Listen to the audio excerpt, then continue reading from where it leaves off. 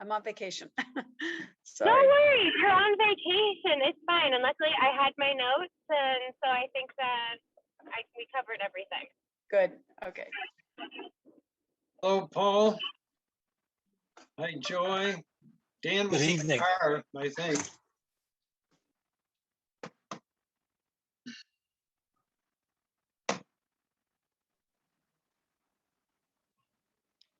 Well, I'm going to, at this point, because Dan is en route by the looks of one picture I saw of him, looked like he was behind the wheel. So we'll get started. So I will officially, at this point, open up Town of Southampton Planning Board meeting for Wednesday, September 15th, 2021.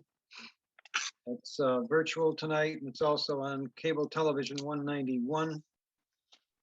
And our first order of business, and the major order of business this evening, because we have a light agenda, is the introduction of a new consultant that is coming our way, Richard Harris, former planning board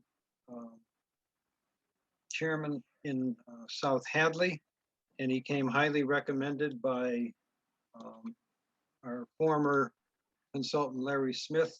In fact, to quote Larry, he said he knows everything I do and more. Great. So before, Paul, sorry if there's feedback there. Before we go any further, I just have a question. Is this a situation where we're interviewing Mr. Harris as a potential consultant, or what? What is the expectation here? I think we're interviewing him, but on the same token, we're taking him upon the recommendation of Larry Smith, because there aren't a lot of candidates out there. And judging by his experience, as he will probably tell us here shortly, that's where we're at. Before I go any further and ask Richard to introduce himself and give us some of his background, I'd like each board member to introduce yourself and just tell him of your experience and what your lot in life was, and just to give him a little background on the board. So Cindy, why don't you go first? Okay. Am I getting a lot of feedback, or is that just my sense? Maybe somebody else needs to mute in order for me to not get the feedback there. Okay. So my name, go ahead. My name is Cindy Palmer, and I've been on the board about 3 years. I am very interested in the town, but I will tell you honestly, I am not an engineer. I am a nurse by professional background, been retired for several years. And but I'm interested in a lot of aspects of our town government, and some of my questions will reflect that a little bit later. So I think that's all I have to say right now. Oh, there you go. Hi, Rich. How are you? I think you and I met before. I was in front of you for a project in South Hadley. So just to recap on my experience, I'm a professional engineer, mostly dealing in transportation and traffic projects. I've been on the Southampton board since 2014-ish, somewhere around there, I think. I lost track of time, but it seems like it was yesterday. So basically, that's my general experience and board volunteer time. So, Sarah. Thanks, Paul. My name is Sarah Stein. This is my first year on the planning board. I was elected in May. I've lived here in town about 5 years. My professional background, I work in construction management. I have a degree in civil and environmental engineering. And so far on the planning board, I've been getting involved with the housing production plan, working with the housing authority. Good. Dan, are you available yet? I think he's probably still en route. Well, my background, Richard, is retail. I was in retail for 46 years, 26 as an owner, independent owner. And I was on the Northampton Planning Board for 10 years, and next month will be my 13th year on this board. So again, I am not an engineer. I have learned a lot in 20 plus years of planning. And I fondly remember when Mary Ford, the mayor of Northampton, appointed me to a member of the board. I told her, I said, well, I'm not an engineer. And she said, well, what fun would the board be if they were all engineers? So from that moment on, it gave me a little bit of confidence that they'd like to hear from some other perspectives that might come from a layperson, I guess. So until Dan gets here, perhaps I can ask you, Richard, to start with just a brief summary. Everybody received your email that I sent with your resume and the contract. So why don't you just give us a little synopsis of that? Paul, do we want Joy to speak? She's the select board rep. Hi, I can speak briefly. I just got home. I'm Joy Piper. I am on the select board. I'm the liaison. I also am the liaison for Open Space, Conservation Commission, and Housing Authority. Thank you. Richard, go ahead. Good evening. I obviously didn't grow up in New England. I think some people can tell by my accent, which I've been told is pronounced. I grew up in Georgia and went to Columbus College in Columbus, Georgia, with a background in political science, community plan development, and master's degree from University of Tennessee, Knoxville, in master's science in planning. I worked in Florida for regional planning agency for 4 years, and then was planning director for a regional agency in Georgia worked for Clayton County, Georgia, as their county planner for 4 years. And then I was director of planning conservation or planning and development for city of Baytown, Texas for 5 years. And then I had the benefit of moving to New England, which I had wanted to do for years, and did so in 95, and was town planner for West Warwick, Rhode Island for 4 years. And for last 22 years, I was planning director, town planner, planning director for the town of South Hadley until I retired in July 10th of this year. And in the various jobs I've worked on, various grant applications, I've wrote and rewrote and revised zoning bylaws, zoning ordinances, subdivision regulations, wrote a number of different comprehensive plans, transportation plans, special projects.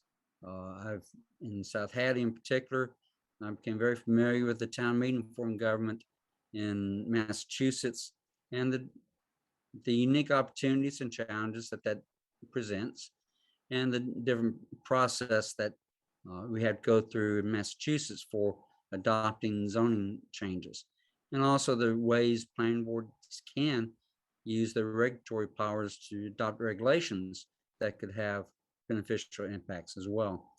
And I'm currently starting to do some consulting work with the city of Easthampton as well as the town of South Hadley as well. I've dealt with a lot of different issues over my 43 years of planning work. I'm also a member of the American Institute of Certified Planners and American Planning Association. And I appreciate Larry's confidence. I would say that Larry knows more than I do as well. So I think we both have respect for each other. And I do remember Paul's name now that he mentions previous project. I think it was a gravel pit. A small gravel pit. It wasn't Small too big. gravel pit. Paul, Yes. Dan just asked if you could let him into the room. He said he's in the waiting room. Thanks, Troy. Aren't you impressed with my expertise at Zoom? Paul, your skills are getting better and better every time we meet. Thank you. We wrestled with that in South Hadley quite a bit. Initially, Dan. we had a different platform, and Zoom is much better. Dan, welcome. I would like to have you meet Richard Harris, the new consultant applicant here. Mhm. Yeah, first let me just apologize for making the mistake of going to town hall. So I apologize. I'm late to everybody. I meant no disrespect. Dan, just introduce yourself to Richard and tell him your background. Right.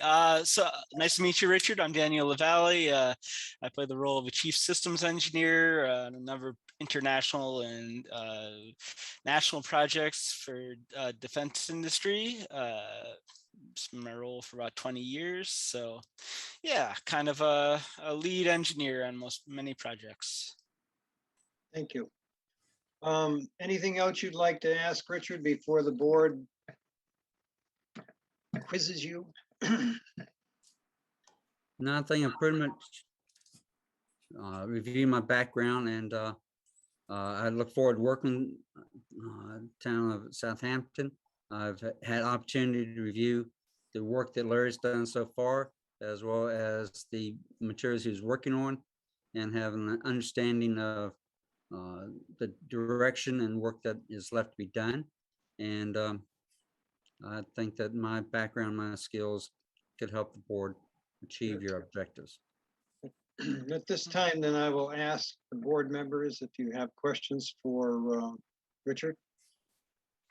I always have questions. But Cindy should go first, obviously. Well, I don't know about obviously, but so first of all, how do you know Larry? Larry worked for the city of Westfield, and then he went to work for Pioneer Valley Planning Commission. I knew Larry when he was the planner in Westfield, and worked with him when he was with PVPC. And then when he became a private consultant, we used him as well. Okay. And what else about the town of Southampton have you learned? Have you perhaps read our master plan? Have you read our open space and recreation plan?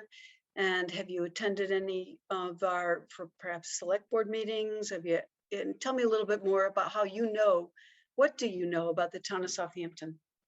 Very honestly, I know very little, except that I have friends that live in Southampton, and I've been there quite a few times to visit them.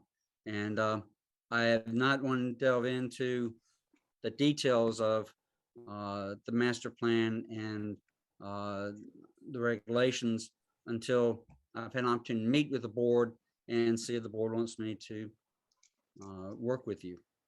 So based on what you do know, maybe through your friends, what are our issues? I think issues are growth and Sorry, the bounce. say it again, sir. I think the fundamental issue is the growth pressure on Southampton and the need to balance that with the maintenance of your open space and the character of your community. So when you say growth, specifically, you mean residential growth, commercial growth? What do you I mean? think there's some of both. There's some of both occurring, and housing tends to be the one that impacts communities the most, because it does have impact on your fiscal resources and your fiscal expenses. And commercial development tends to be more positive on cash flow basis for a community, but does also create traffic issues, and there's inherent conflicts with abutting properties and commercial properties. That has always been the case in communities. So have you had a chance to formulate any ideas for the ways the planning board could positively impact some of our issues? Specifically, you said growth. Do you have any thoughts on that, or have you not yet had an opportunity to do that? I haven't had opportunity formulate any concrete ideas yet. And again, I'm looking through the bylaw outline that Larry had drafted up, and also talking to Larry and met with Randall at DPW. And I know there's issues with the subdivision regulations, issues with climate change and low impact development recommendations, and how to incorporate those into your regulations, but also how to incorporate that into your community goals. Because sometimes they do conflict, and you have to minimize the conflict. Okay. Do you know anything about what happened in our recent election, our recent town meeting? Do you know anything about what we faced? Do you know the fact that we, failed to pass an override? Do you know anything about that? No, I'm not followed that, no. Okay. Have you dealt with towns of, approximately 6,000 residents?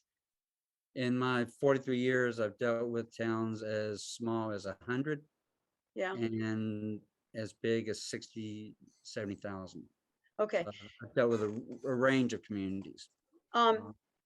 So you said you knew Larry a little bit on the professional basis, which is great. And I do have a lot of respect for Larry. Let me be clear about that. He's done a lot of work to help us with our zoning bylaws over the course of several years since I've been on the board, which is greater than 3 at this point.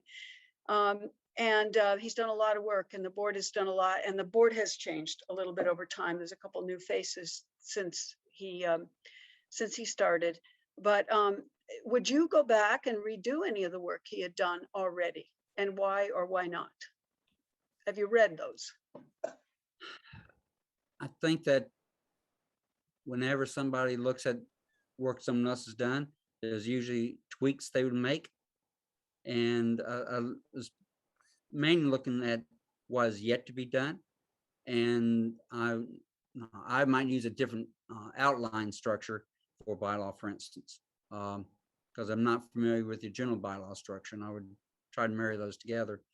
But like the planning board rules and regulations, I think that should be a high priority, because that is something that you can adopt without going through town meeting, and is a very fundamental basis for your actions.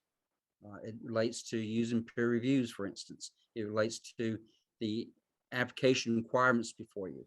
So I'm not want to say I'd necessarily redo anything they did. I think the work is done fine. I might use a different outline structure. That's be it. And I might want to focus on a higher priority. But having said that, let me also say that I'll come back to you in a few minutes. And say that my perspective and views on issues and priorities isn't what's important. It's always been a planning board's priorities and planning board's perspectives. I may give, as a professional planner, my opinion, but as I used to tell the planning boards wherever I worked, ultimately it's the board that makes that decision, not me. And that's important for staff to remember and consultant to remember. Paul, do you have a question regarding that?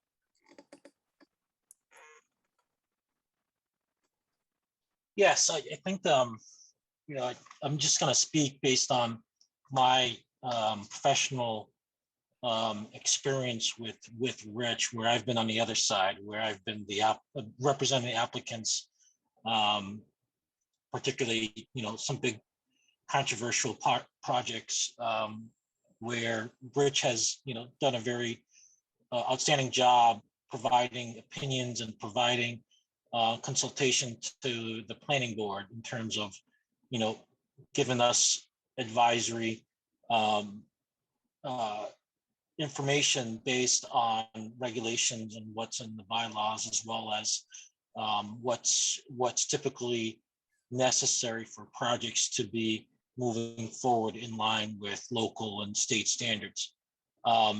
As Rich said, he's here to provide his opinion in terms of where he thinks certain components or certain elements of our bylaws or regulations that we have need to be going, and it's up to the board to ultimately make that decision. Just to clarify, Cindy, I don't think we're giving Rich any particular leeway or powers that we have. We're asking him to be a consultant and help us with the organization of our bylaws and of our regulations. I think frankly, he brings a cross-section of experience, as he mentioned, that has communities as small as 100 and as big as 60,000. So there's a wide cross-section of these types of planning projects or planning development experience that he has, that he can provide perspectives that are outside of the box sometimes in terms of what we would be expecting or what we've been exposed to.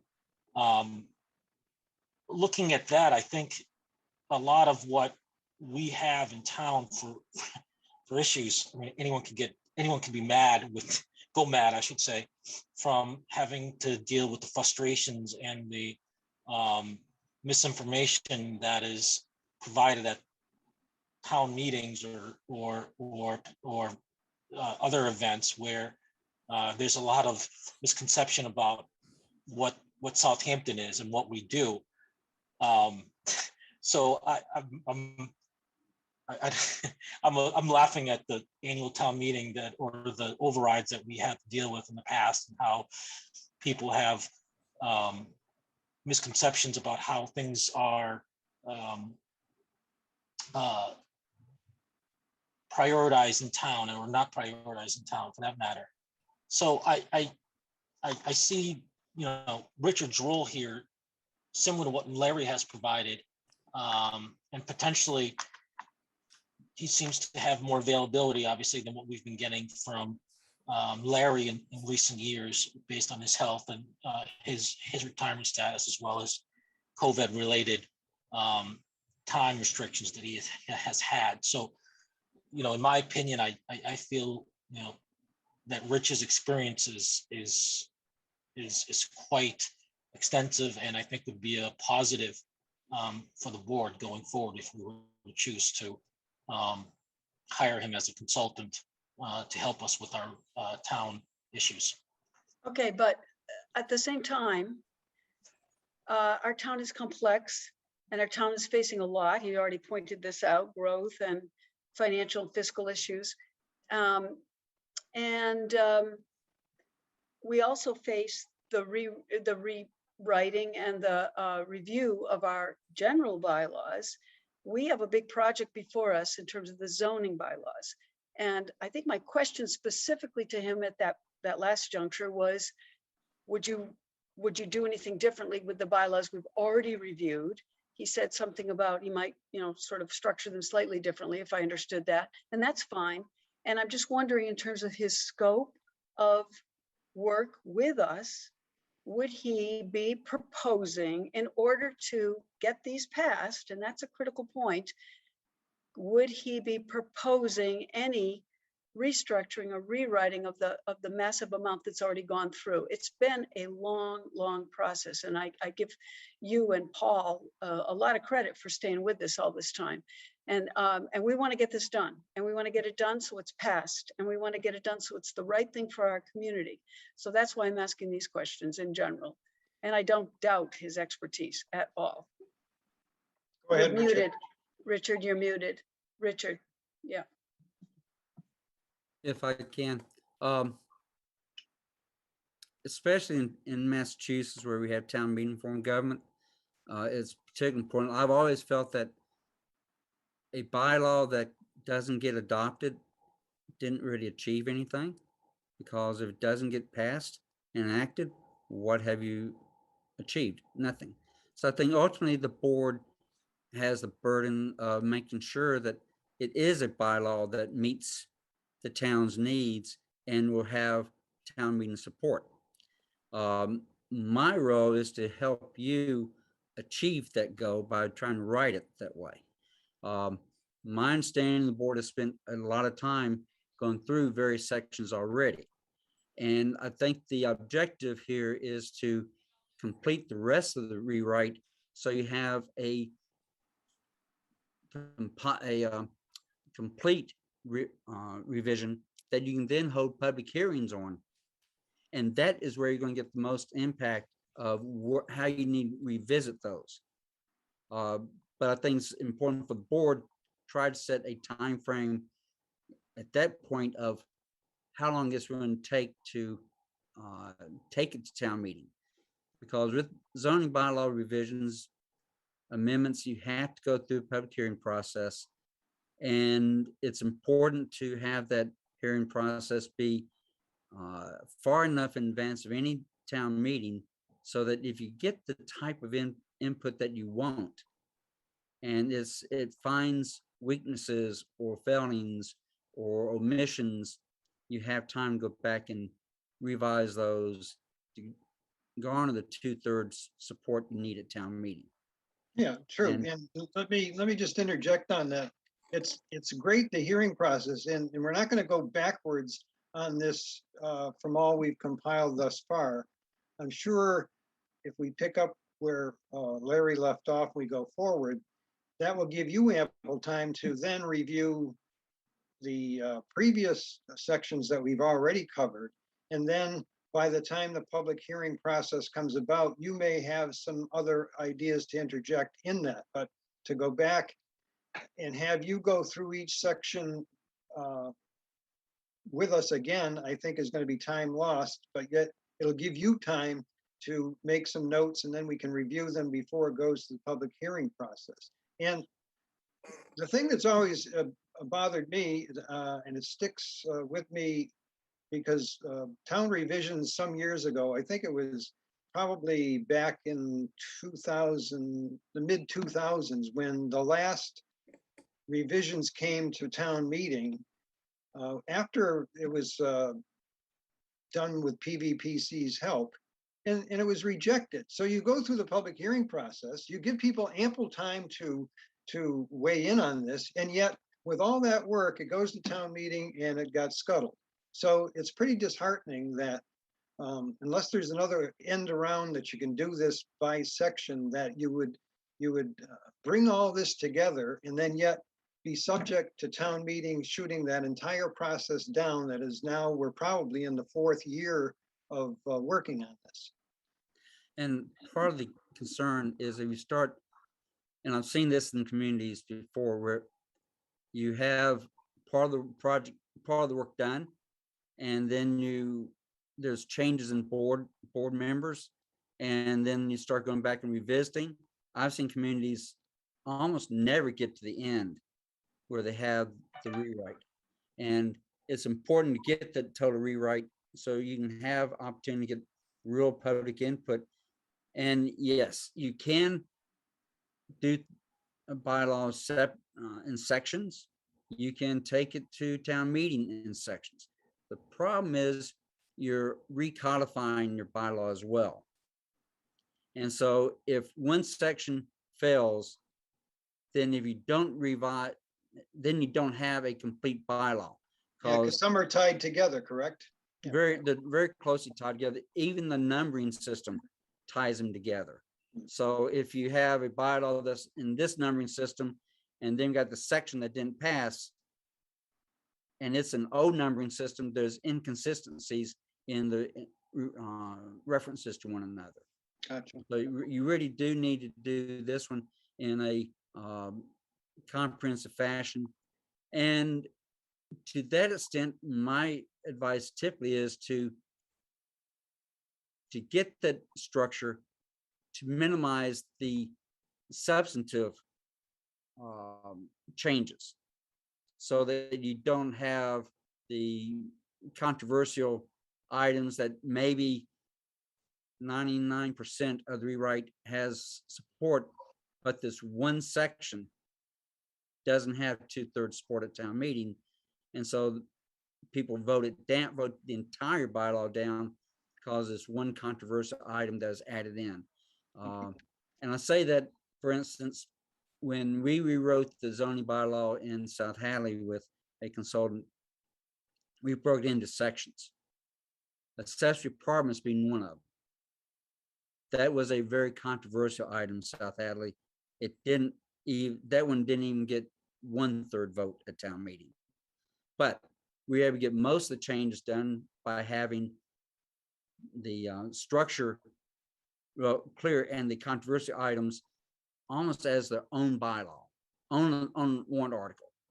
So the controversial items got to be taken on individually, and the rest of the bylaw, the meat of the bylaw that would allow the board to continue function well, was one package, Thank such you. as the definitions, the purpose, etc. Thank you, Sarah. Thanks, Paul. So I just wanted to clarify something, well, a couple things. On the agenda, we had introduction of Richard Harris, and then we had discussion of the bylaw revisions. I think kind of to some degree, going back to what Cindy was saying, I think we should talk to Mr. Harris and maybe make a decision there. And then I think we should talk as a board, and it may make sense, Rich, for you to be listening in on that, about the plan and the goals for this, because I was taking a look at everything Larry had sent me, and most of the files were last modified in 2017, 2018. And I understand there was a lot of work done at that time, but there hasn't been much done on it for a while, and I understand why that was. But I think what we all want is kind of a refreshed push on this. So I think we need to, as a group, decide what the goals are, what the time frame is.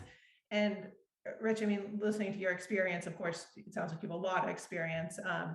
My biggest question would be, what's your availability? You know, how many hours a week do you have right now? What's your reaction time? Things like that, more logistical.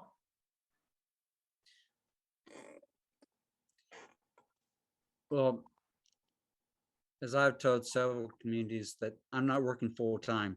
Right, understood. But I have the availability necessary to write the rest of the bylaw revisions over the next 6 months, so that by next spring you can have a draft of it for your public hearing. And yes, that may not complete in the time frame you desire, but I think it'll move it from past 3 or 4 years to a very much clearer time frame. Is also dependent upon what the financial resources are of the town in terms of how many hours. I understand there's $5,000 budgeted, and 5,000 has a limited amount of hours that it'll fund. Sure, understood. Okay, thank you. I appreciate that. And then I guess just going to everybody else, Paul, Cindy, Dan, and Joy, do you guys agree that we should kind of focus on whether or not we think Rich is the right person for this, and then kind of talk as a group about how we want to move forward in general? Like, Yeah, I think you hit it spot on. You know, I think there's 2 separate items, or well, maybe 3 separate items to discuss. You know, it says like we have the potential here for a new consultant, and we have to decide, perhaps it's Rich, perhaps it's someone else, right? That's a decision. I think that overall, as a planning board, I don't know if necessarily the visions of everybody I see on this screen right now is the same, and we need to arrive at a common vision and goal for this project. So I agree with you. yeah, agreed. Because like Paul, for all you were saying, it's really, we're the ones who set that direction. So I think, like you were saying, we should talk about it. Any other questions for Mr. Harris? Yeah, I mean, I guess I just wanted to go back to some of his initial statements. Like you talk about a 6-month time frame. In that 6-month time frame, what would if you were to be working on this, what would you do?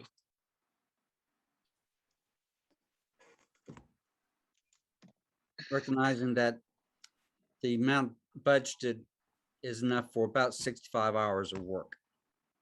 That would not, in my opinion, be enough to do all the bylaw revisions and subdivision regulations that have been part of the topic and the regulations. I would work on completion of the items for section 7. There are different parts of that, and provide drafts of all those sections. I'll also provide a draft of section on site plan review. Look at your special permit process. and have those ready by next spring. I think that's very doable. Mhm. The way I see it, and perhaps my view is wrong, is the first step in this process is we have a what I'll call an old structure to our bylaws that needs restructuring, and that's a project within itself. And then once the restructuring is done, then the rules and the changes and any adaptations would be easier to implement. Is that what other people feel is the approach? Is first the structure and then the I guess specific details? What structure are you referring to? I mean, you and Sarah haven't been on board very long for some of the previous ones we've had, but typically Larry would take section by section and review it and go forward. And to me, that was the structure. And taking all the comments and recording them as such, and then moving on to the next section. Am I missing something on that structure from somebody else? Go ahead, Paul. So it's true, we did a lot of work the last couple of years in getting this to where it is today. I feel that there's still a lot of overlap that has to be checked, where we looked at certain sections over a span of 2 years where we might have said one particular statement in one section that might conflict with another section. That clearly needs to be reviewed and checked to make sure that we didn't paint ourselves in a corner with conflicting directives. And I see that as a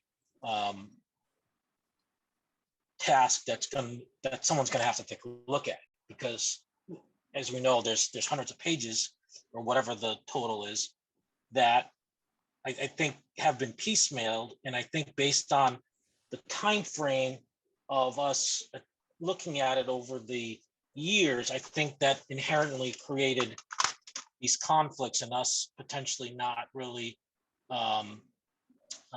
looking at it as one whole piece that makes sense. So I think that is one, I don't know if the right word structure change that you're saying, Dan, but that's my opinion.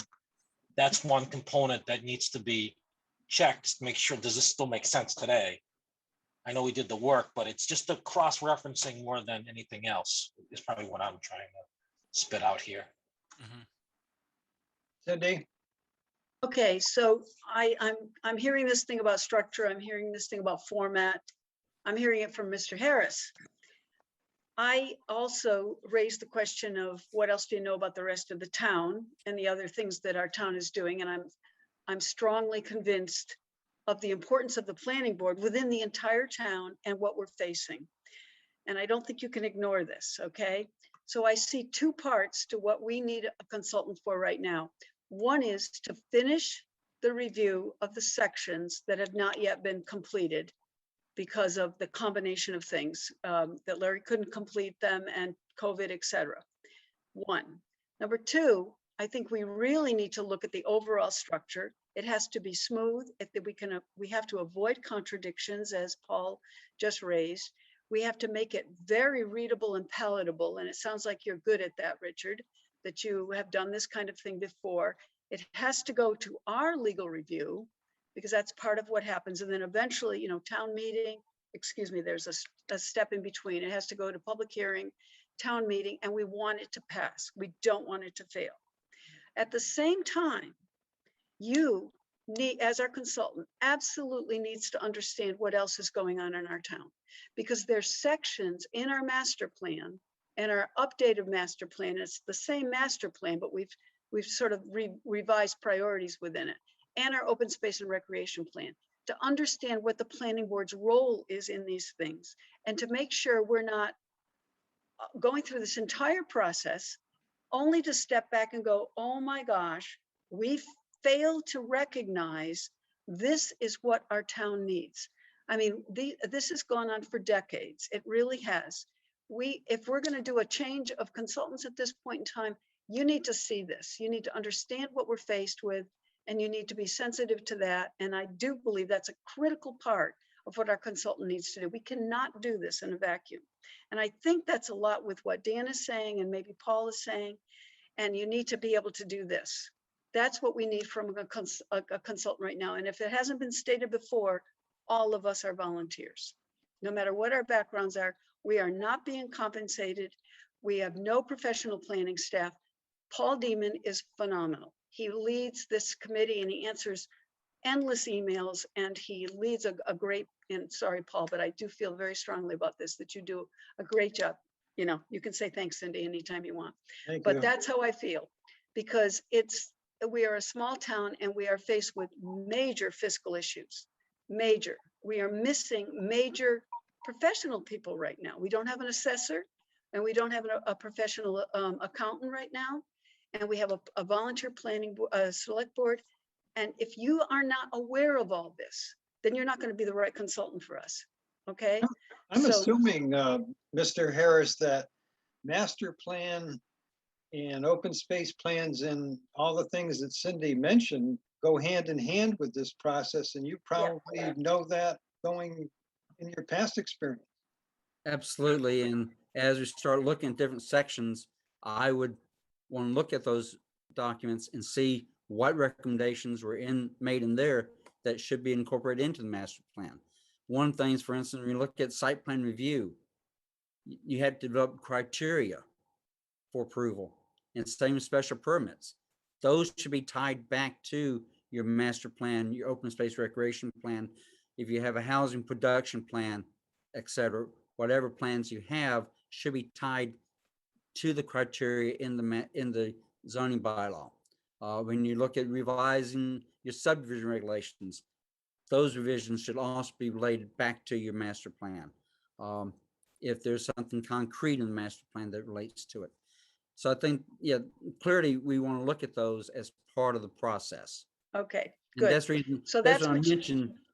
That's when I mentioned the $5,000 not being sufficient. Well, the time go back to look at those, and then incorporating plan, go back and forth. That takes time. And I recognize volunteer boards, and you do a lot of. I've always been amazed that anybody would serve on a planning board without being paid a six-figure salary, because it's a unforgiving job, because you make decisions that people don't like. And as one planning board member I used to work with said, if you don't like the job we're doing, there's an election every year, run. And she never got any takers, but I appreciate the challenges you have.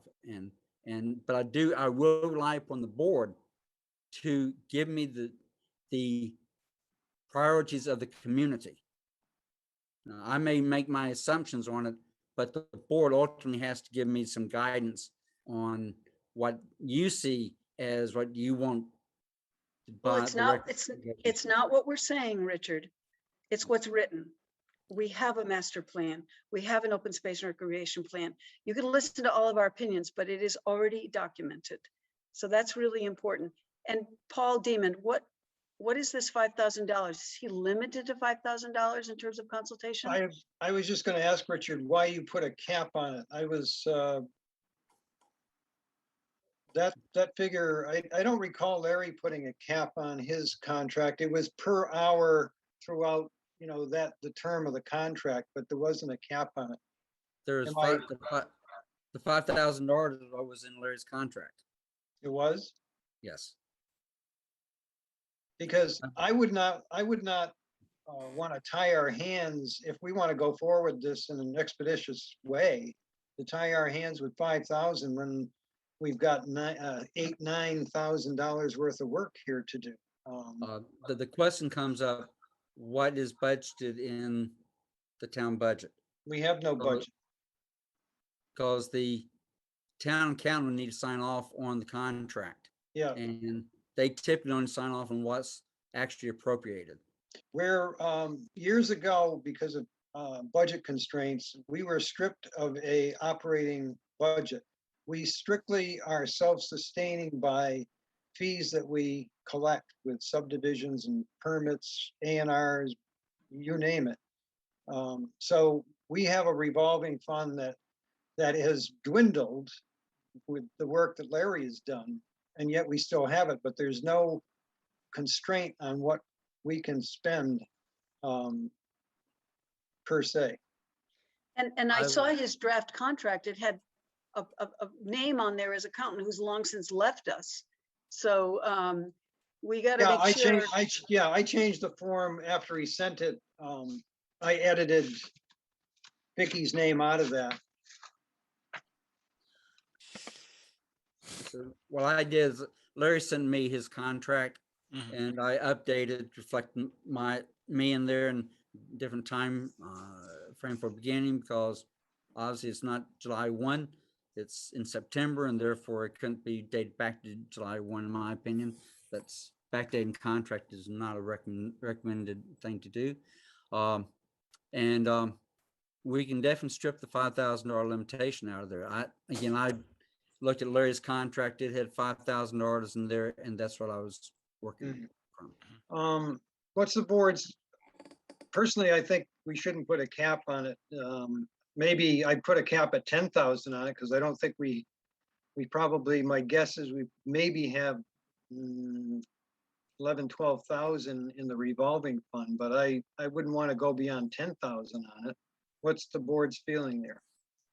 I think the board should get hard copies of what's going on with the account before they make any judgment calls. That's just my suggestion. What was that again, Joy? That they should see that what's in the revolving account, where the fees are coming from, etc. Like actually like a Excel sheet or something that we can get from the town or whoever the treasurer is, to before the board makes any judgment calls on money. Because I don't know, I haven't seen anything. So I mean, Well, yeah, I you're might have a search report, but I don't know if Dan or Sarah has. You're absolutely right, Joy. And this was when Vicky was the town accountant and Joyce Sypek, her assistant. I got a quarterly, sometimes a monthly report, and I have not received anything since Vicky left. And I have requested on one occasion and perhaps twice a copy of what the planning board's balances were in the accounts, and I have yet to hear. Okay, so that, you know what, that's something that I can work on with Ed and whoever, and we do have a new assistant accountant that's coming in starting, I think, next week, and we have a town accountant who was starting the 27th. So they are coming in, but I can also ask requests from Ed, the planning board account information quarterly report. Because I think that's important before, no offense to you, Richard, this isn't on you. I just think that it's important before you guys are voting on contracts to see the numbers in front of you. If I make a suggestion, if you want to select me, that there's two questions. One, do you want me to do the work? And two, the second question is what the contract should say. If I'm your choice, I would suggest that, and you're comfortable with 5,000, you could approve contract 5,000, and then we get an updated number from your treasurer. We could always amend the contract to replace the number with an updated number.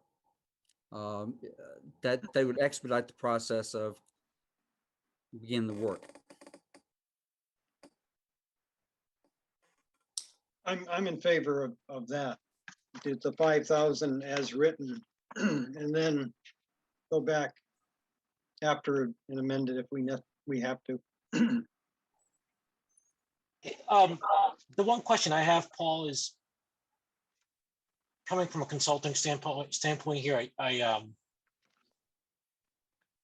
don't know, I'm not trying to put Rich on a spot here, but if you were to try to look at the big picture, what do you think the order of magnitude would be to get us to the finish line?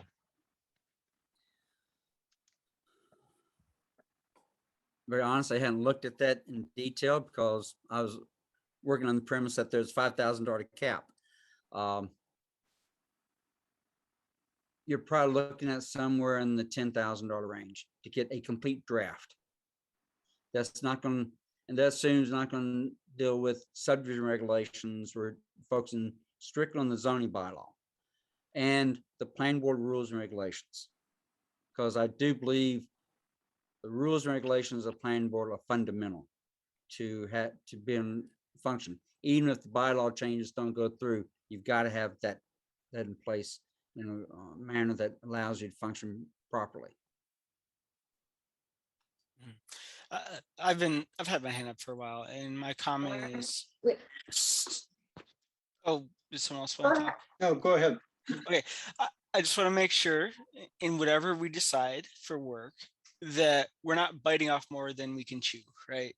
That we're choosing something that is reasonable in scope and can be achieved in the time frame we want. I think I think if we look at the project in phases, it becomes more achievable. Like we talked about before, there's a number of different plans we'd like to incorporate, the open space recreation plan, the master plan, etc. I see that as maybe a phase in this process versus the initial steps that you, Richard, had mentioned, and perhaps laying out that long-term plan with those different phases, we could understand better how we would budget and complete this work, and bringing it to town meeting in regular intervals of change, so we're not bringing this massive document massive amount of change to the document at once. Once we've established a baseline, so we get that baseline together, and then over time, over those phases, we incorporate the components that we'd like. Joy? Thanks. I just want to throw another curveball in there. Sorry. You're breaking up. You're breaking up with me. Sorry, Everybody no, else are now. sorry. I know Dan and Paul, I can't hear, I'm sorry, Sarah Joy, have Joy, right, there's I a think- lot of feedback. been working. I think if Oh. we pause our video, it'll help Joy's signal. Sorry. In the I don't have last very good meeting. internet here. Yeah. Can you hear me? Okay, Now Can it's- we- yeah, go ahead. Of the house.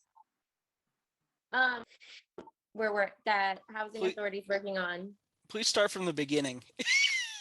Oh my gosh. Nobody Maybe I'm just could gonna- hear you. Sorry. Maybe I'll just call in. Maybe that might be easier. Can you still not hear me? It's still a lot of feedback, Joy. I'm gonna call.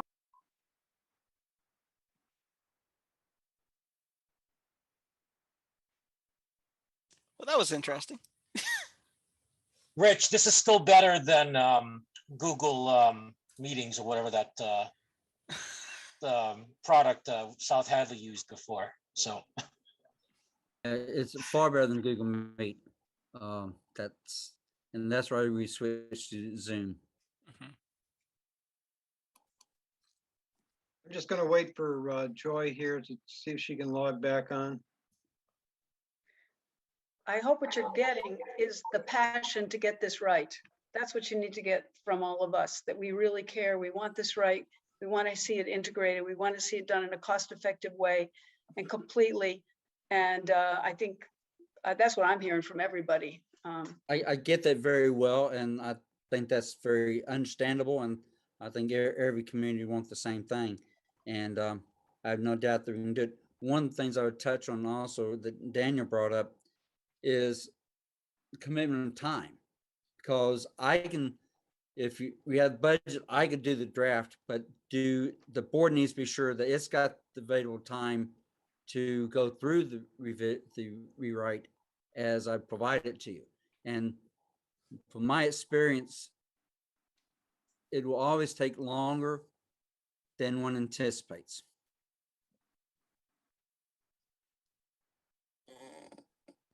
Just to interject about the cost here, and I don't know what everybody else feels, but several town meetings, they always have special town meetings or whatever, especially the specials where they come up and we need an appropriation for this and that that's over and above the budget. And you know what? This process is so important to me and so important to the town and this board. If we fall short of funds, I'm not going to hesitate to go to the town meeting and say, I want some funds to get this thing completed, because we haven't asked them for a dime since this all started. And several other departments always get rubber stamped appropriations above and beyond their budget. So I'm not going to be afraid to go and get some money for this if I have to. I'm behind you. Go ahead, Cindy, sorry. I'm just totally agreeing with Paul, Mhm. that we get this, that we do it right, we do it comprehensively, and we do it in my lifetime and your lifetime, you know, I mean, I just really want to see this done. And I think if we have to go to a higher level of compensation, if Richard's going to be able to do it, let's definitely do it. I do have a question, Paul Demon. What are the rules and regulations of this planning board? Have I seen those written someplace? I have a copy in my briefcase and they're on the website, planning board website, rules and regulations, which has been up for years. So I'll reread them. Thank you. Sorry. Joy, are you with us? Yes, can you Okay. hear me? Yeah, okay. Much better. Okay, sorry. I was just going to mention we're also the housing authority, Dan and Sarah have been working on it, the housing production plan. HPP. Yeah, so that's also, I don't want to throw a kink in anything, but I don't also want to ignore the work that Sarah and Dan have been doing, you know, by not trying to look over the bylaws with that in mind as well. Back to the budget item we were just speaking on. I've actually been thinking about this in the back of my mind because I had a feeling, you know, what we want is maybe more than we have internally as budget. So I had got online and I had done some searching, and there actually are some grants from the state specifically for updating bylaws. Unfortunately, the one for this year, the grant application had already passed, but they have grant applications up to $80,000, and perhaps that is another avenue of funding is a grant. And I wanted to mention that. Yeah, absent any clerical staff, that's what we're up against. We don't know about these things. And that's a good point, Dan. There's money out there, but far be it from us to know, far be it from me to know.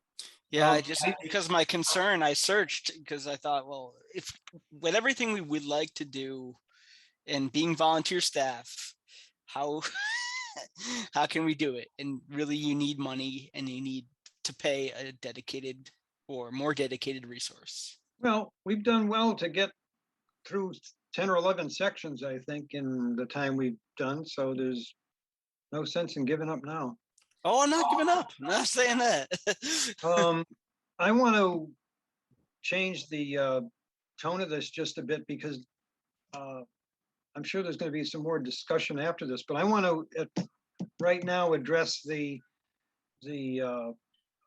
order at hand here of hiring Mr. Harris to be our new board consultant. And I want a motion for that.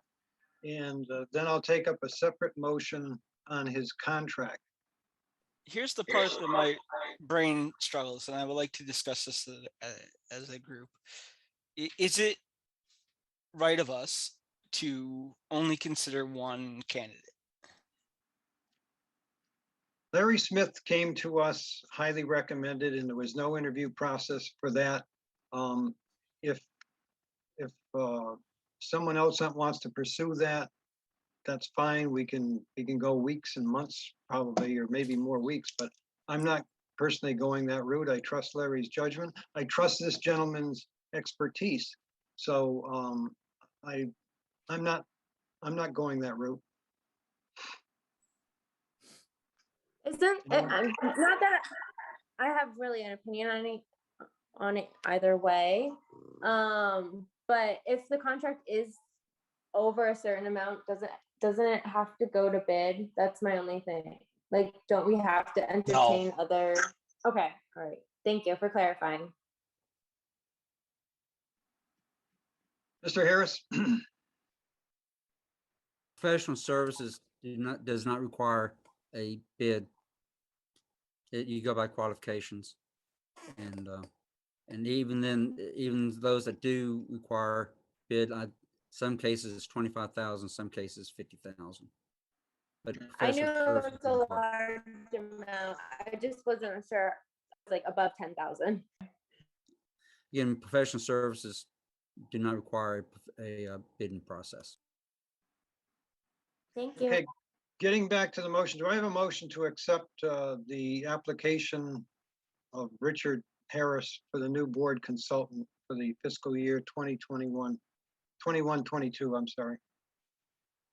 I'd like to make the motion to accept Richard's application for consulting services to the planning board for said years. Do I have a second? Second. Motion's been made by Paul and seconded by Sarah. Any other further discussion? All in favor?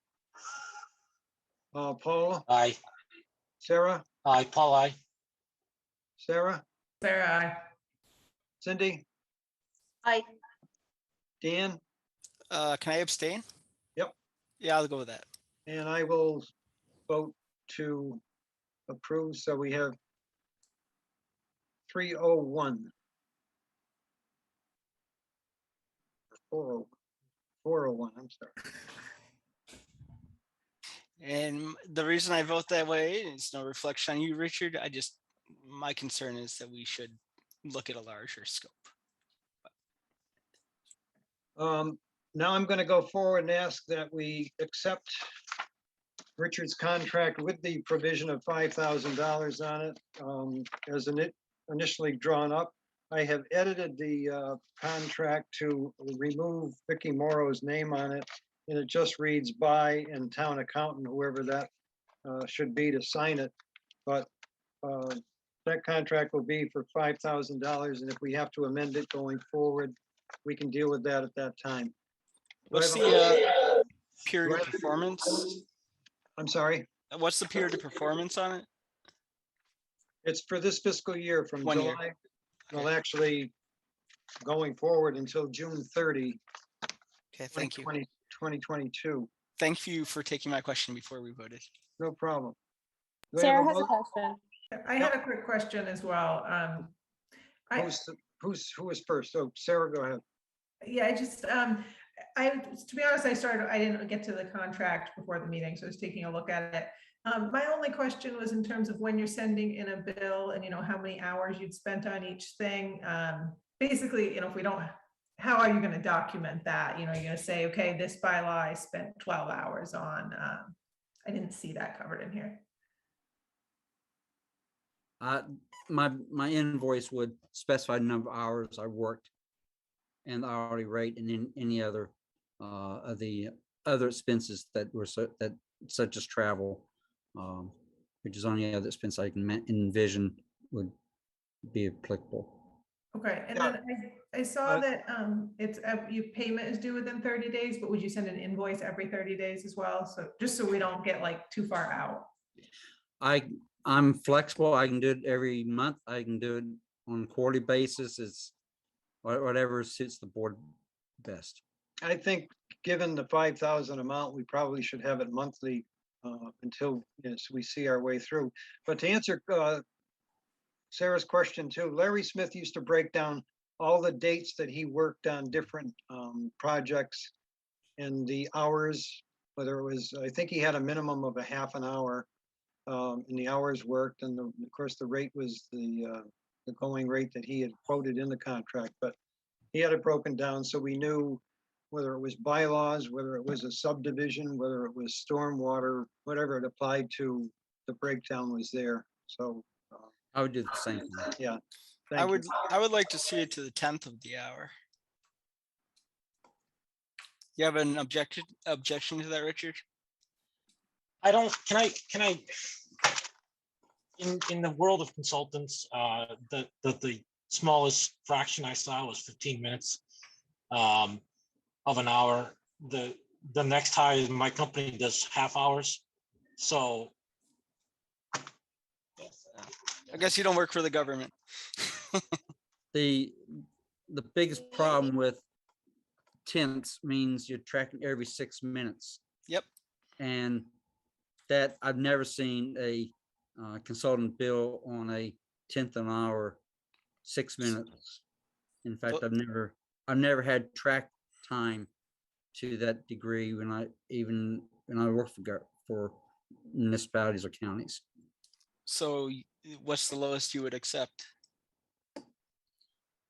I could track a quarter, but I think half hour is more appropriate. Because very frankly, if I only work 15, 20 minutes, I'm not going to even track it at all. I'm not going to add that in there. If somebody calls me and talks to me for 10 minutes, I'm not going to track that 10 minutes. Yep. If there's a series of phone calls over the course of the day that can add up, or course of a pay period, add up to half hour, 2 hours, I might put that, but I'm not going to track 10-minute conversations. Larry was a half an Dan, hour. Dan, I have a question. I'm sorry, I didn't see the contract, and I just want, this is a quick, easy one. What is your hourly rate? I don't have a contract in front of me, so Same as Larry's, $75. $75 an hour? Yes. Awesome. What's that, about $200 less than Compliment and Page? that's exactly right. That's what I was gonna say.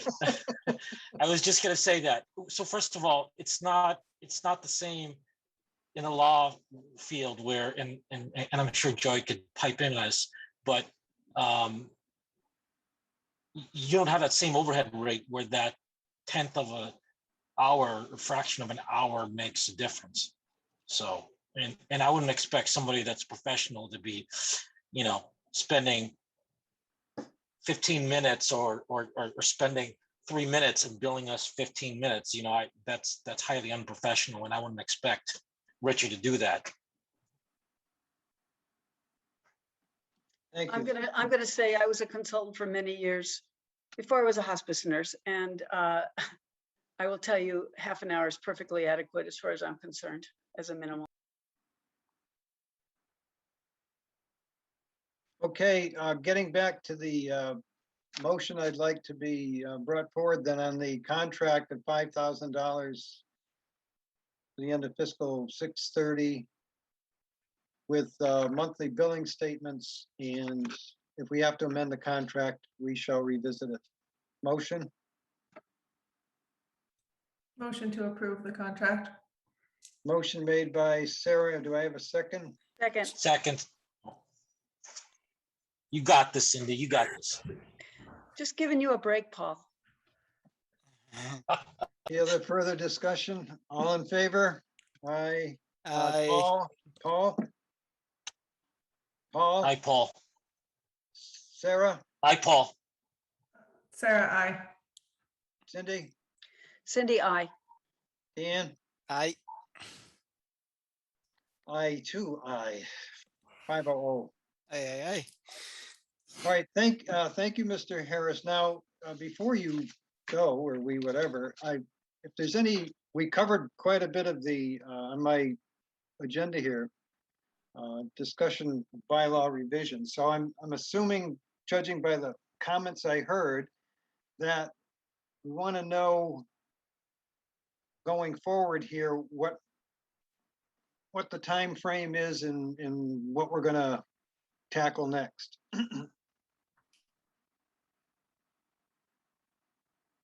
Richard? Assuming we're going to follow the same path you had with Larry, what my intention would be to sit down probably tomorrow and come up with a schedule for each of the remaining sections of when I anticipate getting them to you. So you can see what that's going to look like, because you're going to need to adjust your time frame as well. So you can make sure you'll have time to meet, to review those in that time period. I know some people know last half of December is usually a don't bother us with any meetings type frame from mid-December till about the 5th or 6th of January. And if people have kids in school, then school vacation week don't bother me then either. So I've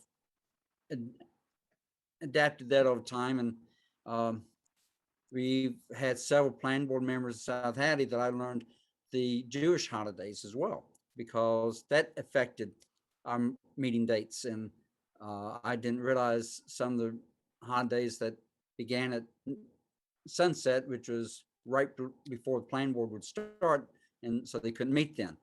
So I would do that schedule, and then I'd like to get some feedback from the board members how that fits in with your plans as well. Well, you probably know our schedule. We meet on the first and third Wednesdays.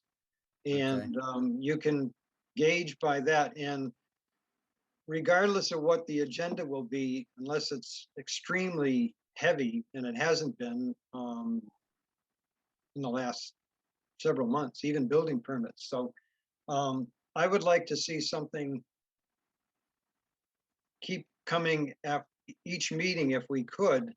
And even to the point of maybe at some point where we are getting behind, I wouldn't be adverse to having a special meeting in between our meetings as a work session, so we could, keep up the momentum. But judging by that schedule, first and third Wednesdays, and we really don't have any vacations coming up.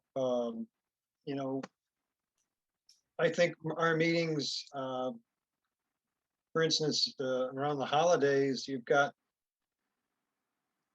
the 15th of December is well before the holiday there. The 17th of November is well before Thanksgiving, and school vacations, I don't know, can't deal with that right now, but because those are down the road. So I'll get people. I would tell you that I am planning a trip to visit I have kids and grandkids in California, Texas, and North Carolina. My mom is 92, lives in Georgia. And one reason my retirement was I can't see them on weekends because California and North Carolina is a little bit far away. So I am planning a trip, multi-state trip, where I'd fly into California, Texas, Georgia, and what have you. And it will probably be the latter part of October. I'm trying to schedule around your second meeting of the month. So I probably won't be available the first meeting you have in November, but I would hope to have some material ready for you in October, and then your second meeting in November. That's very gracious of you to think of us working around your vacation. I think that's admirable, but don't go overboard about that. God, family first. My girlfriend's very concerned about my work because she still teaches in New Hampshire, and I've told her that this is not going to interfere with my visiting her or visit my family when I want to.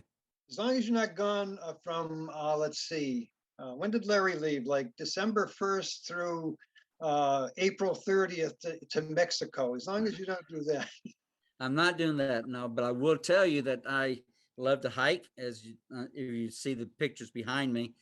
And my favorite season, people get a laugh at this. I grew up in Georgia. I spent first 30-something years of my life down south. My favorite season is to be in New Hampshire in winter. I love the snow. I love the cold weather. I've hiked in minus -10, -20, -40 even. Although I have backed away from -20 and 40 past couple years. But I do love doing 4,000-foot summits in winter where it's nice snowpack. Maybe Cindy can give you a few leads up in Vermont. I've done And all Richard, these 6, 7 peaks. I've also hiked in Nepal, so we can talk about that too. I would like to say one thing ahead. between Richard and Paul, while you're choosing and laying out what our first project is, it'd be good if you choose something that is relatively small in scope. Let's get a win under our belt, something that's not too complex, and I think it'll help with our rapport as a group to do that. So we'll plan to meet in person going forward on this, Richard. So let's touch on Daniel said earlier. When I was at South Hadley, we received several grants from state through the Executive Office of Energy and Environmental Affairs for planning technical assistance. And we've used those to develop plans. We've also used them to develop proposed bylaw changes as well. And one of the things we can always look at is after we get the zoning revisions drafted up, maybe for next year's planning grant round, we can look at applying for a grant to work on updating the subdivision regulations to incorporate the new planning documents as well as the, to the extent possible, green infrastructure lid to the extent that that's feasible. There's some elements that are, some that aren't, but we can take a look at doing something like that. I'd say that's great. I'm willing to help support writing any grants, or as Paul Damon had maybe suggested, we go right to the town. We'll see, but I think that there's energy here. Let's use it and let's get something accomplished. Not to take this over with grant. grants. That's what I was going to say. There's a grant ad hoc committee as well. Thank you, Cindy. That's what I was just going to say. Yeah, I'm making the point, and I think Joy will chime in on this because she's part of the select board, that we as a town need to work together with all the efforts that are going on. And there's this ad hoc grant committee that's come together. There's ad hoc tech committee. There's an ad hoc, I don't know, Dan's on about 6 of them, I think, or 7. But we're really trying to do a lot of things in our town simultaneously. And you know, we can't expect you to go to a lot of meetings, Richard, but we want you to know that we don't want parallel process to be happening. We want integration on some of these things. So, you know, keep that in mind. I would recommend then you put any communication you have on these subcommittee meetings you're speaking of and copy him on it per email. So, you know, if somebody's recording minutes or whatever, then just add him to your email list. One comment I would make is most of these groups that we're working through have some connection to PVPC, and most of the time, the representative we were working with is Ken Comia. I think I said his name right. So if you know him, it might be worth a while for you to have a conversation about some of the work that he is doing in town. I think that he could fill you in, and it'd be worth the town's money for you to have an hour conversation. Yeah, or whatever. Absolutely. I think that's a great idea, Dan, because he's worked on the housing production plan. He knows, he's looked at the open space and rec plan, the master plans. Like, he's very well aware of like what Southampton is dealing with and what they need to do moving forward. He especially spoke to the housing authority about the importance of bylaws. So it would be well worth your time and our time and paying you to speak to Ken, because I think that would streamline a lot of the process and your learning curve with this project. I know Ken very well.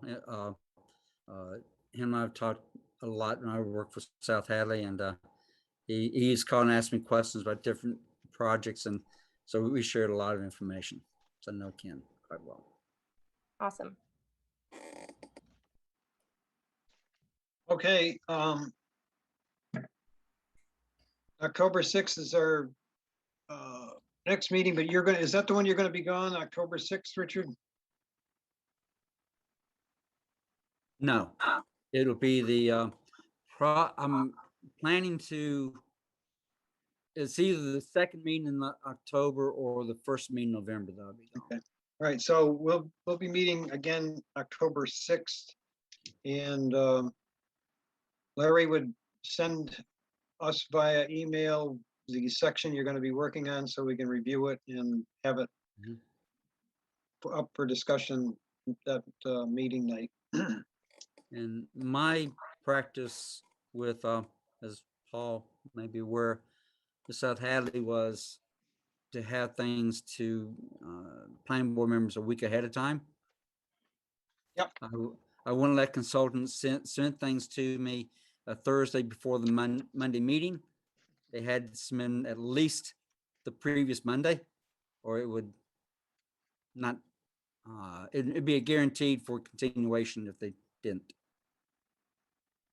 So I'll try to do the same thing with you, is at least try to get everything to you at least a week ahead of time. It's fair and reasonable. Thank you. Okay, we'll let you go now, Richard, if you'd want, and see you in a couple weeks. You're unmuted. Go ahead. If you, are you gonna discuss the zoning bylaw changes, or?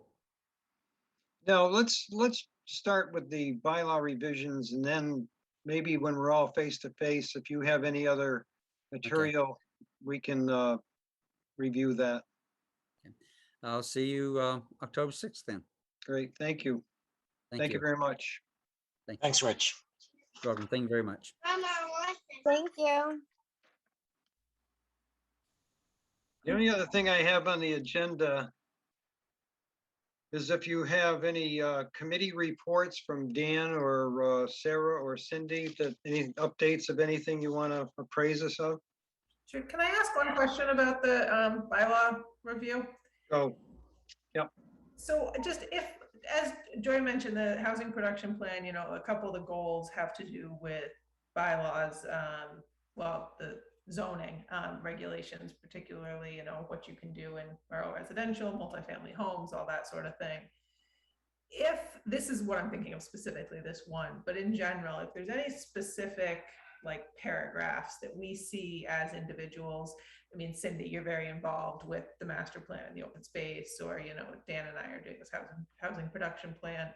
If we as individuals on the planning board see a paragraph that we'd like to bring up, how do we want to go about getting that to Rich, or prioritizing it as a group, or do we want to have a time to discuss these things?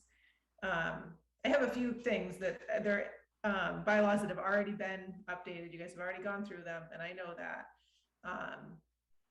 But I'm just trying to figure out the best way to approach it. well, there's a couple of ways. You could send it directly to him to review and insert, or when the time comes for public hearing, is another opportunity to weigh in and change language. The public certainly might have some issues or some additions they'd like to see in it, so it could be done at the public hearing process too. I guess I would prefer to do it before that. Right.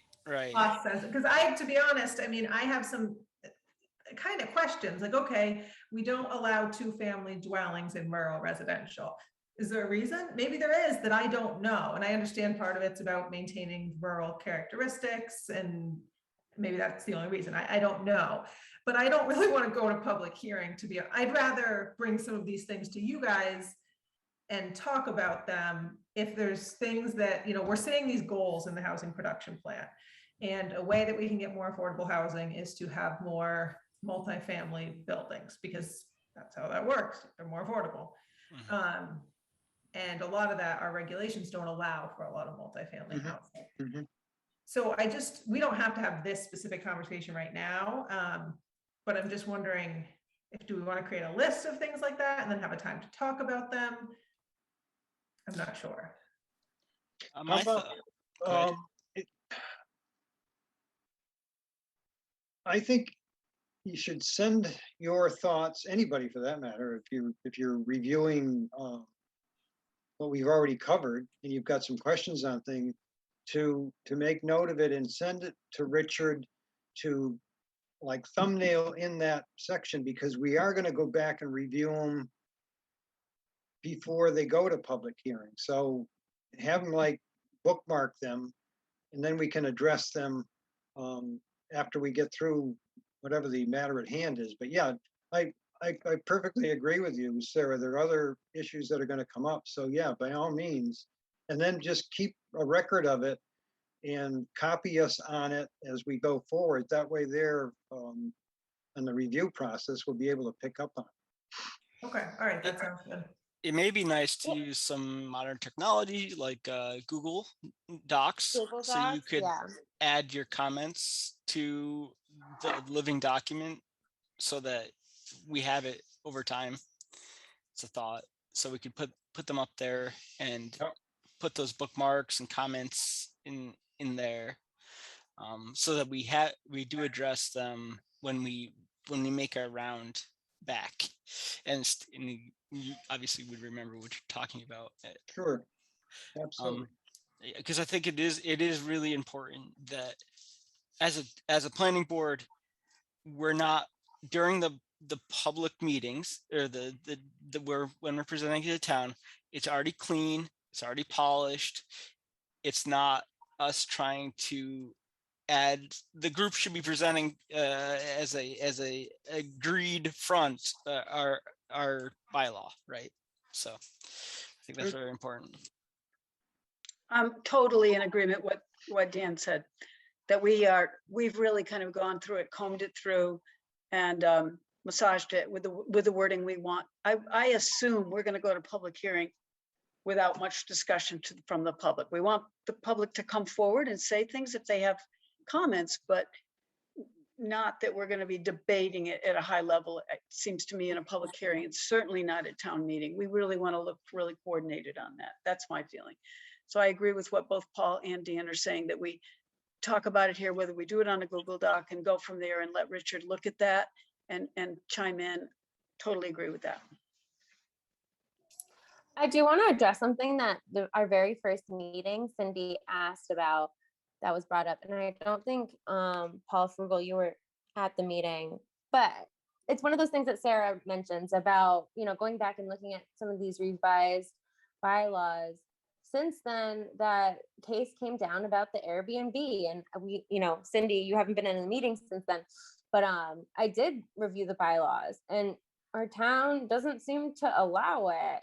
So like, what do we do about that? Like, I think that has to be a discussion we as a planning board have before you bring that up at a town meeting. I mean, because that's stuff people are really looking at now. That it was a very public case, and we don't want to end up in litigation repeatedly over something that we should have gone back and fixed. Things like that. Just keeping it in mind. I mean, I think Paul was right about going back and making sure things aren't conflicting with each other. Making sure these plans complement each other and not contradict each other. The open space, the housing authority, the master plan. I think that's the concern from my point of view. Thank you. Sarah, do you have the technology to make one of those Google documents, or a document that we could all share to add our comments to? I do. Were you thinking a list with notes referencing or were you thinking that upload the full Word document versions of everything Larry had to date, and then and then we can add comments or edits. Or I like that whatever. second suggestion. Yeah, I have what Larry had sent me in Word, everything he had worked on. The ones going forward, I assume we'll wait until Rich takes a first pass on them, or and then he can add them. I don't have those in Word. I just I have the PDF from the website, but the 6 or so that Larry had sent, I can add those to a Google thing and share them, and then we can go on and put any flags of things we think we need to go back and look at. I hope I'm not overstepping my bounds by suggesting that, Paul. No, not at all. Thank you very Yeah, much. I think that would answer my question to the email I sent Paul, being like, I don't know if I have all of these bylaws, revised bylaws. I think I need the rest of them. So yeah, Sarah, if you did that, that would be amazing. Take something off of Paul's plate. Yeah, no, that sounds good. I don't mind doing that at all. I'm going to upload what Larry sent me, but if somebody, maybe Paul Fergal or Paul Demon, can take a look and make sure it's everything Larry had done, that I have everything, just because he'd sent me a couple emails, that'd be appreciated once it's up there. I'll do it. It'll be Awesome. probably this you. weekend, and I'll send something out. Thank you, Sarah. That would be majorly helpful. Oh, good idea, Dan. Thank you. Any other committee reports? I think we should mention the HPP and the work for the meetings we have coming up, because we have some public meetings coming up where we're reviewing what PVPC is put together to get public comment on it. Geez, I forget the date. Sarah, do you remember the date that's happening? It is September 22nd. 22nd. Thank you. Teamwork on that. At 6:30 over Zoom. Mm-hmm. Oh, Zoom, eh? Yeah. We'll see how it goes. Maybe try to do breakout rooms and all that fun Zoom stuff. Well, I'm looking forward to that, and I think that's great. And the day before, there's another public meeting regarding 3 specific general bylaws that our town is facing. And I don't know if that's over Zoom. Is that over Zoom? Does anybody know? The 21st? No, I think that's in person. I don't remember. Let me look. It's on my calendar. Is it on my calendar? No, I have the community meeting prep on there. Those are general, correct? And they're, Yes, those they're are very general interesting bylaws. because They're- one of them's, go ahead, Joey. I'm sorry. They're soliciting numbers on how residential houses and nuisance, And noise. and nuisance and noise soliciting and numbers on houses. And you could submit your comments via email beforehand if you like. Yeah, and they're gonna read them out loud. So that's why I think that it is in It person. is, it's at Town Hall. I was just looking at the website. Yeah. I think the And, deadline for submitting has passed. I think it was the other day. Ah, thank you. Oh, so don't submit them. Yeah, don't listen to me. Also, I am gonna make a plug along the lines of housing authority. If you guys know any renters, tenants, landlords who don't have tenants paying rent or need help paying rent, Southampton has a great program. And we need people to apply and give them money to, especially since the eviction moratorium was lifted. So if you know anyone who might need some help paying their rent the next month or so, Southampton has money, and you can direct them to me or housing authority. And I think it's also on the town website too. But I'm gonna just make that plug everywhere I go. And it's good that Cindy as an almoner knows about it, of course. Yes. Well, Yes. well, more than that, the almoners, I'm the chair of the almoners, and we actually have some funds that could support a town resident or family in need. There are some guidelines. Any questions of any individual or family that you have, please direct it to me. It's highly confidential. It's not specifically rent only, but it's basic needs. So, that is something that has nothing to do with the planning board, but thanks, Joy, for plugging that, and Dan. Yep. Any other committee reports? Oh, I'll East Street Bridge is going to be happening soon. There was some news about that. I think we have a site visit coming up, at least for Conservation Commission. Yeah. So that's They good said news. drill bit was coming like in October, like the first week of October. They're gonna start drilling, like big. Yeah, it's happening, guys. Cindy? And specific to the Open Space Committee, Kestrel Land Trust has identified that they're going to focus on certain towns for land conservation, and Southampton is listed as one of those towns. I'll be working with Mark Walmsley and maybe others from Kestrel Land Trust. We're going to be meeting with a pretty major property owner, large amount of acreage this coming week. So there's going to be a lot of effort to identify lands for conservation. Well, we already have criteria for identifying lands, but Kestrel is very eager to meet their goals for land conservation, and we have a lot of open space. So that's just a general statement of what we're doing. Very cool. Very good. I received, and you probably saw it, the letter from Ty and Bond. I had to submit, which I did this afternoon, a list. They wanted to know all the stormwater permits that we issued in fiscal year 2021. So I sent them. There was only like, off the top of my head, I think there was 5. I don't think there was 6, and they were all residential. And they're doing it for their MS4 report to the town. It was interesting, some of the criteria they're looking at. Permits issued, inspections, site plan review, as built. And I'm saying to myself, I think any as builts on those, I mean, I don't know who that's gonna lie on, all these inspections and as built. Paul, I think those are on the bigger scale site plans. I think those refer to like the commercial and bigger industrial or Yeah. even non-residential units. So I answered, none of the above on the inspections and whatever, but as I say, they were residential, so. That's actually a question I have. So we don't require making as-built plans for residential updates, right? No. Yeah, of course not. In fact, is there, with the new requirements now, they're asking for as-built for commercial, correct, Paul? As part Yeah, of I that believe MS4? those are, yeah, I believe that's in there as an as-built. Well, particularly, we're having those on subdivisions as well, right? So those are required for those particular projects that we have in town, but I know at the minimum, that is one thing we require. Yep.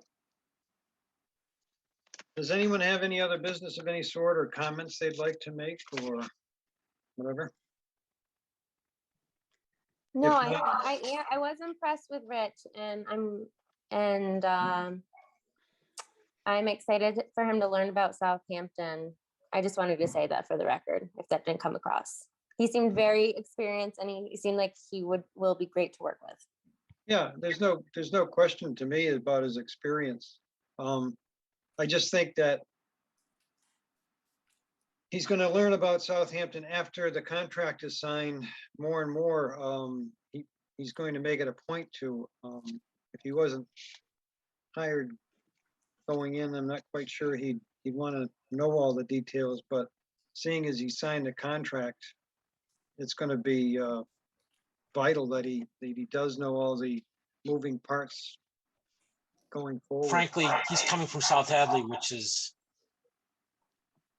light years ahead of us. And I'm going to put it in those terms. So maybe we can get up to speed then, right, Paul? With his help. Do I have any other further business? If not, I'll take a motion to adjourn. I move to adjourn. What are you doing up there, Second. Yvonne? I was waiting for Paul to second it. Motion's made by Cindy. Is it Dan, the second, or Paul? No, Paul. He wanted to second the one earlier today and All didn't right. get it. So. All in favor, aye. Bye. Aye. I Have a good night. Have a good week. See you in a few. Thank you, Joy. Good night. Thank you, everybody. Good night now.